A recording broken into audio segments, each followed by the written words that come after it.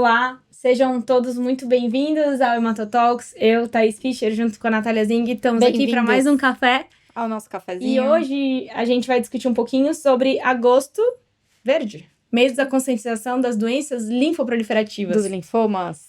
E aí a gente abriu uma caixinha, né, para perguntar o que as pessoas tinham de dúvida, para tentar esclarecer um pouco sobre essa doença que ainda não é tão popular, né? Então, diferente das campanhas de câncer de mama, câncer de próstata são muito mais difundidas. Que realmente são mais prevalentes, frequentes, né? A leucemia e o linfoma ainda não são tão conhecidos, tem pessoas que nunca escutaram falar sobre isso.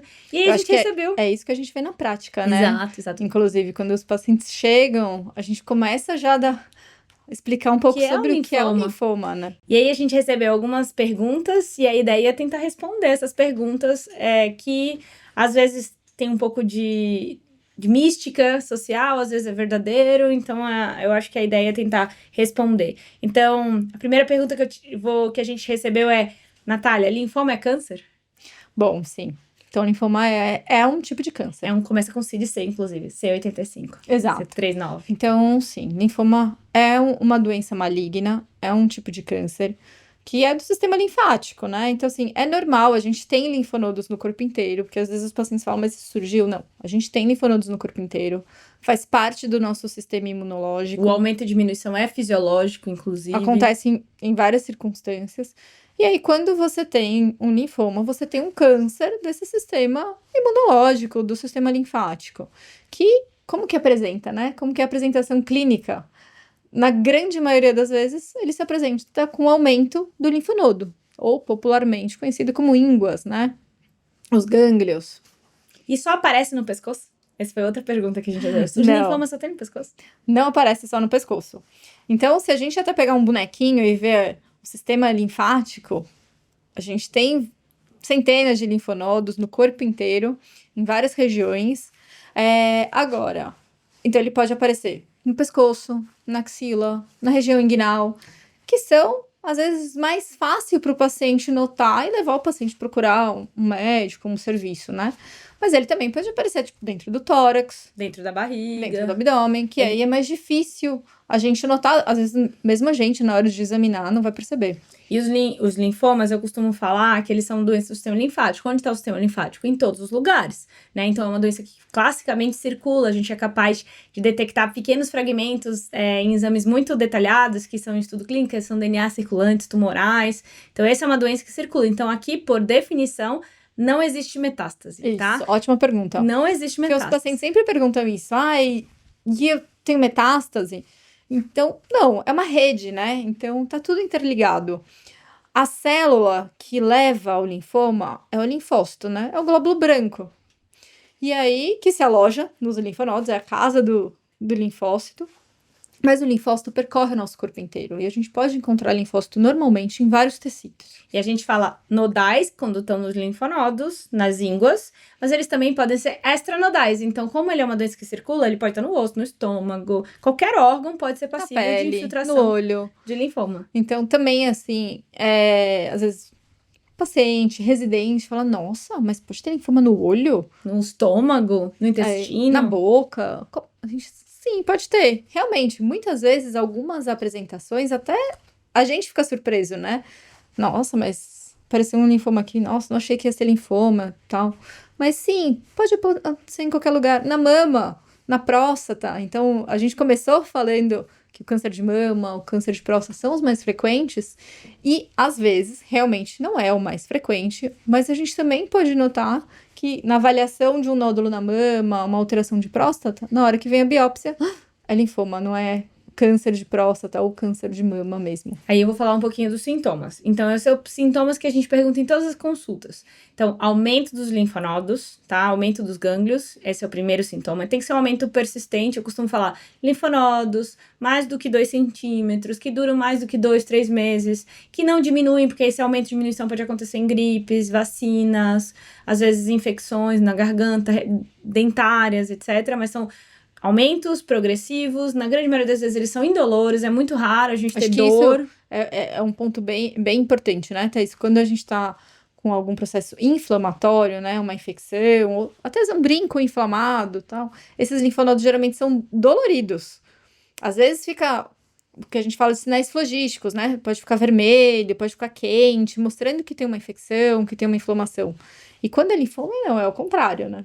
E há outros sinais muito clássicos, febre, especialmente a febre no final do dia, suor à noite, que é uma sudorese profusa, ou seja, não é um simples suor na cabeça, no pescoço, é um suor em todo o tronco, em todo o corpo, que faz mudar assim, a camisa, molha a fronha do travesseiro, o paciente acorda, tem que trocar o pijama. E eu costumo falar que tem que ser diferente do habitual. Porque às vezes a gente pega pessoas que moram em regiões onde a temperatura é maior, tá no verão, a pessoa transpira sempre. Ou mulheres pós-menopausa, que tem mais menopausa é muito calor. comum, né? Aquele no pescoço, no tronco. Então eu falo, não, mas tem que ser uma coisa que não é habitual. Tem que fugir do padrão. Então, aumento dos linfonodos, febre, suor à noite, perda de peso. Uma perda de peso não intencional. Não é por dieta. Não pode ser por dieta. Mais do que 10% nos últimos 6 meses. Então também não é 2 quilos que vai fazer diferença. Tem que ter uma perda mais consistente. E como pode se manifestar em qualquer órgão, outros sintomas podem ser também, por exemplo, sangramento no intestino, dor abdominal, nódulos na mama, no tecido subcutâneo, lesões na pele, né, também podem ser, mas nesses casos, a grande maioria das vezes, ele vai ser encaminhado de outro médico, né, então, e é difícil que o hematologista seja o primeiro, né, a encontrar esse paciente. Normalmente ele vem da cabeça e pescoço, do médico cirurgião do cabeça e pescoço, ou ele vem do gastroenterologista, ou vem do ginecologista também, ou que no notou, pronto-socorro, ou de um clínico geral também, então é difícil que o paciente já perceba que isso está diante de um linfoma. Então, sim, é verdade, qualquer sintoma pode ser uma doença linfoproliferativa. E acho que essa é a intenção também da gente fazer um episódio desse, de ter um mês de conscientização, é exatamente isso, para conscientizar a população e, de repente, a população já vir buscar um hematologista diretamente, não passar por outros, para não aumentar essa jornada até o diagnóstico. E nós, como hematologistas, fazemos o diagnóstico diferenciais de outros aumentos de linfonodos, que podem ser desde infecção, inflamação, doenças reumatológicas. Eu acho que assim, então, muito importante. Muito comum, peguei esses dias também. EBV, né? Então, a infecção pelo Epstein-Barr, nucleose, a doença do beijo, né? Então, no adolescente é muito comum a gente ver isso. E não só mononucleose, citomegalovírus, HIV, toxoplasmose, HIV agudo, né? Então, também pode ser uma situação que a gente pode fazer os diagnósticos diferenciais entre os aumentos dos linfonodos. E tudo bem, né, hematologista, para fazer... Poxa, eu tô com um linfonodo persistente que tá me incomodando. Não tem problema se não for linfoma. A gente também tá apto a avaliar os diagnósticos diferenciais dos aumentos de linfonodos. E vamos falar de alguns sintomas que são menos frequentes. Então, prurido é um deles. No Hodgkin é muito comum. Então, o paciente tem uma coceira.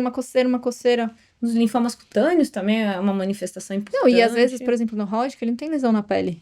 Ele pode ou não pode ter lesão na pele. No linfoma cutâneo, muitas vezes vai ter uma lesão na pele também. E que não melhora com nada, né? Não melhora com antialérgico, não melhora com nada.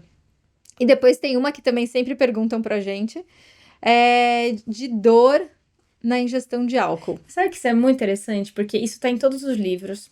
Em todas as pesquisas do Google, se você sentir dor ao ingerir bebida alcoólica, atenção, isso pode ser linfoma. Mas isso não é tão frequente na prática clínica. Não é mesmo?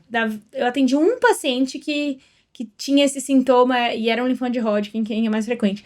E aí, a gente teve essa pergunta e eu fui até estudar da onde veio essa informação. Bom, existe um artigo publicado em 1950 no JAMA Oncology, que não era Oncology, era JAMA ainda, sobre dor ao ingerir bebida alcoólica. Então, primeiro, sim, é verdadeiro. Então, foi feita até uma pesquisa com inoculação de álcool na corrente sanguínea que repetia a dor.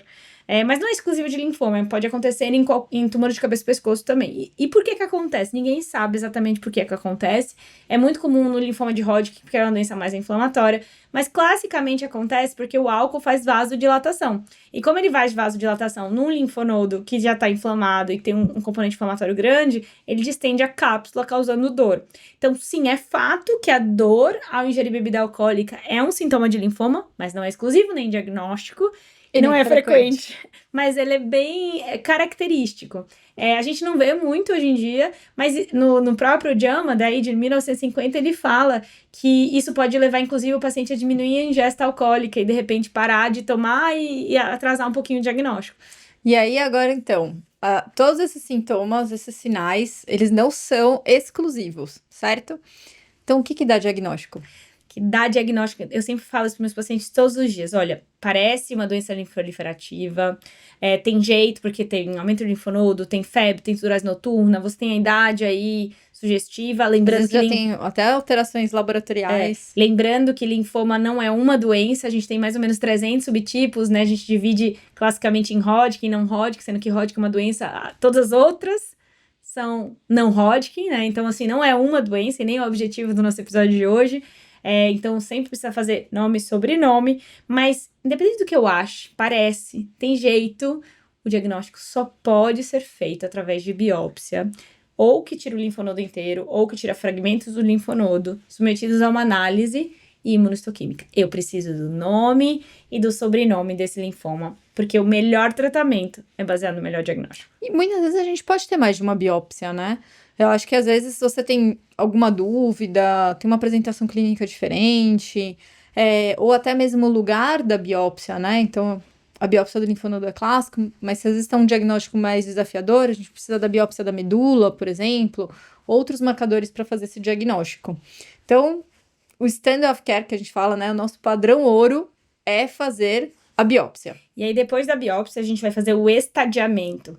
E o estadiamento a gente faz com exames de imagem e laboratoriais, que usualmente é a tomografia e o PET scan, além de outros, como por exemplo o ecocardiograma, e exames laboratoriais que incluem classicamente alguns exames que não são tão habituais, né? Por exemplo, DHL, beta-2 microglobulina, hemossedimentação, né? Velocidade de hemossedimentação, eletroforese de proteínas. Então, às vezes eu chego no consultório e o paciente fala, doutora, eu já fiz 20 exames. Eu falo, não, mas certamente aqueles que eu quero não tem, né? Às vezes uma imunofenotipagem no sangue periférico, né? Então, não na medula, mas do sangue mesmo. Às vezes você precisa lançar a mão da biópsia de medula. A gente tem um episódio explicando o que é a biópsia de medula, que não é no sistema nervoso, né? É o tutano do osso. E em relação aos exames de imagem, o PET scan, eles vão muito mais dizer pra gente onde a doença tá, para que a gente possa comparar.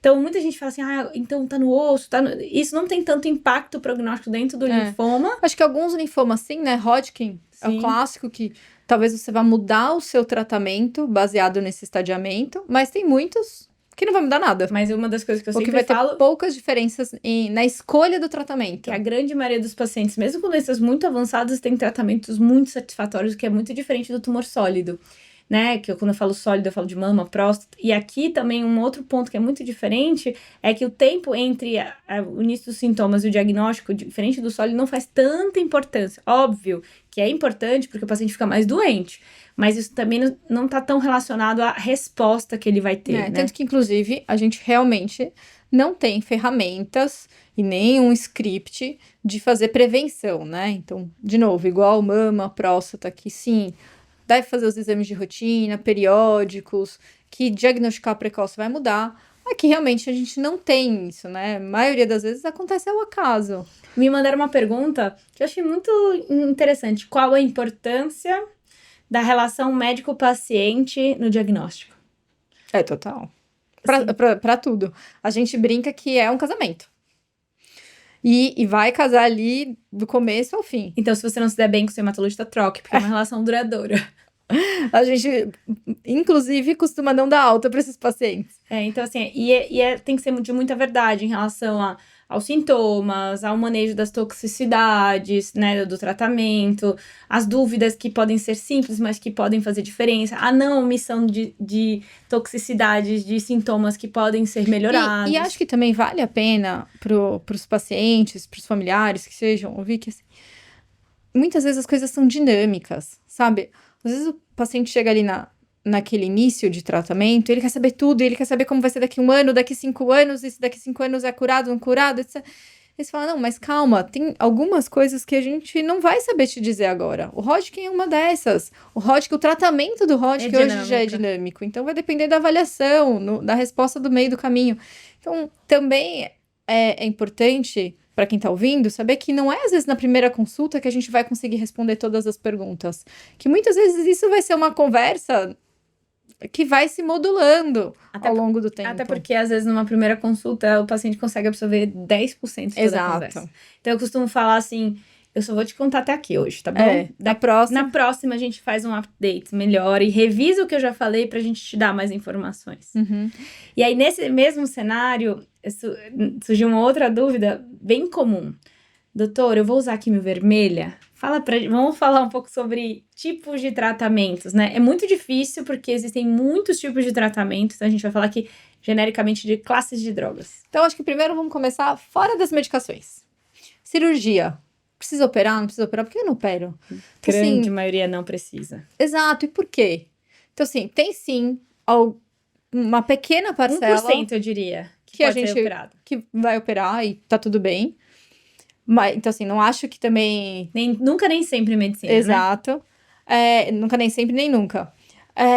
Mas a grande maioria a gente não vai usar a cirurgia como uma ferramenta curativa ou de tratamento. A gente vai usar ela ali para nos ajudar, ou controlar um sintoma, ou fazer a biópsia, tal. Ou fazer um diagnóstico. Depois, radioterapia. Radioterapia, sim, muitas vezes ela pode ser a única ferramenta de tratamento com intenção curativa. Às vezes ela é adjuvante, ou seja, ela serve para ajudar o tratamento. Ou vai estar associado ao tratamento. E depois, vamos entrar então para a seção de medicações. Então, a gente tem o que a gente chama de quimioterapias clássicas, né? Quimioterápicos clássicos. E aí eu coloco aqui, aí sim, a quimio vermelha, que é as rubicinas, né? A doxorubicina, a daunorubicina. A gente tem as quimioterapias que afetam mais o sistema imunológico. Essas clássicas, de uma maneira geral, elas agem no mecanismo de divisão celular. Então, na proliferação, por isso que cai o cabelo, por isso que dá diarreia, que mata todas as células que se dividem muito rápido. Então, ela acaba não sendo específica. Isso. E ela ainda é muito utilizada. A gente tem vários protocolos que incluem, e vários protocolos que caem o cabelo e tudo mais. Eu não vou entrar em detalhes aqui, porque é cada sopinha de letrinhas aqui, e nem é objetivo.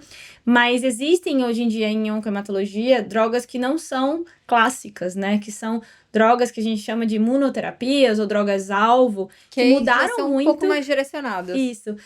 Aí elas podem ser... e aí é muito interessante que o paciente ele é muito apegado. Às vezes eu tô usando químio, eu tô usando imunoterapia.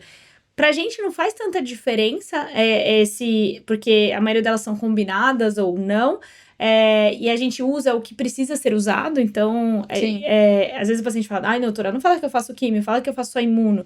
Não faz tanta diferença. Eu acho que o melhor é dar o melhor tratamento para a melhor doença. Com certeza. Mas essas drogas novas, elas têm receptores específicos do tumor, que agem diretamente. Elas podem estar associadas a receptores específicos, mais uma droga, que são os anticorpos droga conjugado, que tem nessa divisão celular. Elas podem usar o nosso sistema imune para ajudar a combater. Que é acho que é uma grande inovação em oncologia de uma maneira geral, que recruta o sistema imunológico para poder responder, até ao que a gente tem de ápice de personalização do tratamento, que é a terapia celular, que você pode tirar o próprio linfócito do paciente, ensinar ele a reconhecer a célula tumoral, lembrando que não cai na primeira linha, na grande maioria dos casos, exceto nos estudos clínicos.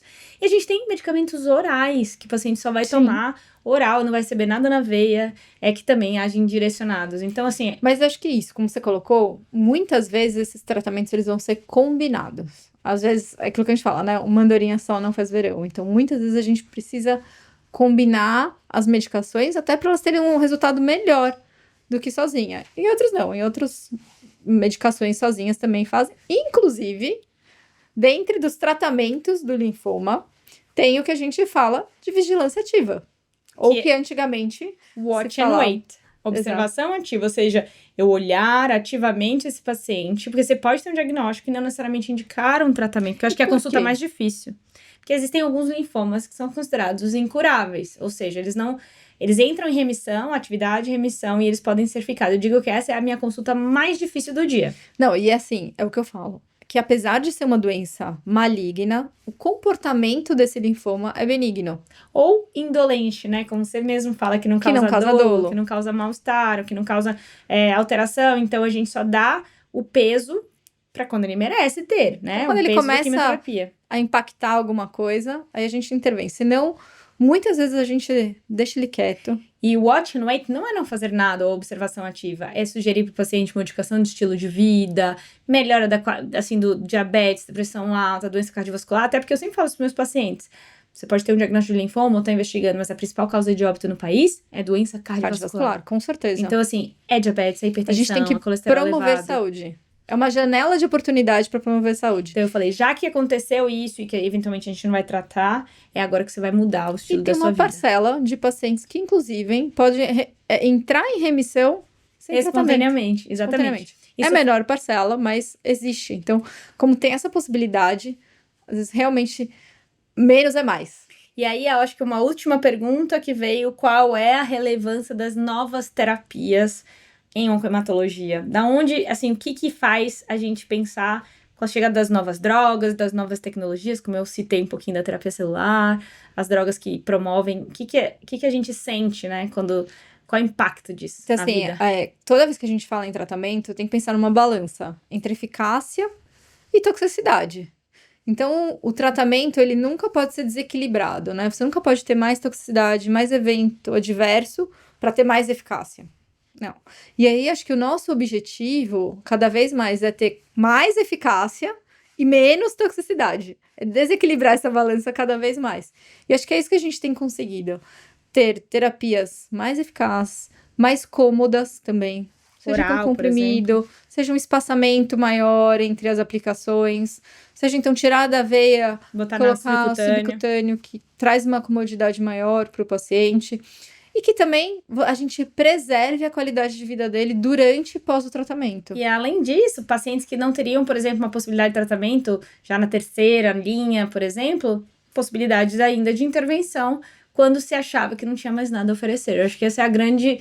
realmente, a gente é muito entusiasta das novidades e das mudanças na terapêutica, porque a gente pode oferecer mais para o paciente. E com certeza, nesses últimos 10 anos nossos de prática, mudou muito a maneira como a gente entende a como hematologia. a gente entende, desde o diagnóstico, das ferramentas de diagnóstico, de segmento, quanto também, principalmente, de tratamento. Acho que a gente finaliza aí falando: linfoma existe, linfoma não é homogêneo, busca um hematologista em caso de aumento de linfonodos, febre, suor à noite, perda de peso. Essa é a frase que está presente em todas as minhas consultas. A gente tem uma alta perspectiva de cura, tratamentos que são muito eficazes e que preservam a qualidade de vida com bem pouquinha toxicidade. Então, deixe suas dúvidas, sugestões, e a gente está aqui para tentar trazer mais informações, mais conhecimentos. Falar mais dessa doença que a gente tanto gosta. Sim, e aí fica a lembrança aí do agosto verde, em homenagem às doenças linfoproliferativas, como mês de conscientização. Até mais! Obrigada.